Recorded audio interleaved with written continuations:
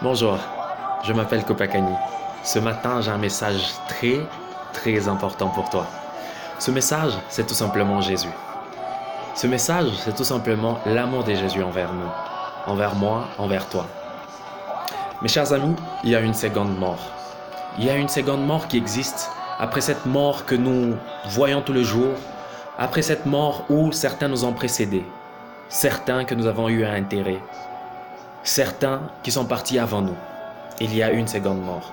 Ces gens-là nous attendent quelque part. Ils attendent que le temps venu, que ceux qui seront sélectionnés pour la seconde mort puissent les accompagner, puissent partir avec eux ensemble. Il y a une seconde mort. Si vous voulez avoir plus de détails, allez dans Apocalypse 21:10. La Bible parle de la seconde mort, une mort cruelle, une mort ardente, une mort éternelle, avec plusieurs souffrances. Une souffrance qui dépasse ce que nous vivons aujourd'hui. Une souffrance qui dépasse les manques du pain, les manques du savon, le manque du luxe. Bref, une souffrance au-delà de l'imagination. Il y a tous les détails dans les livres d'Apocalypse 21:10. Mais il y a un moyen simple, un moyen efficace d'échapper à cette souffrance, d'échapper à cette mort. Ce moyen, c'est l'amour de Jésus-Christ. Ce moyen, c'est Jésus-Christ.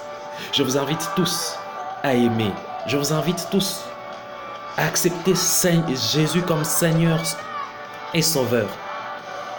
À vous repentir et à suivre ses principes.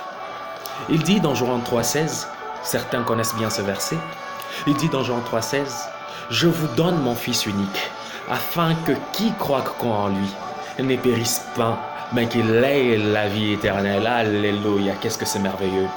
Il dit ceci, « Je vous donne mon Fils unique. » Si tu crois seulement en lui, tu oses croire en lui, tu n'auras pas cette seconde mort.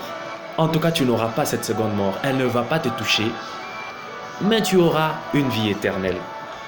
Ce n'est pas formidable ça. Nous avons l'opportunité, Dieu nous donne l'opportunité. Il nous donne l'opportunité de ne pas souffrir. Il nous donne l'opportunité de vivre éternellement. La condition est simple.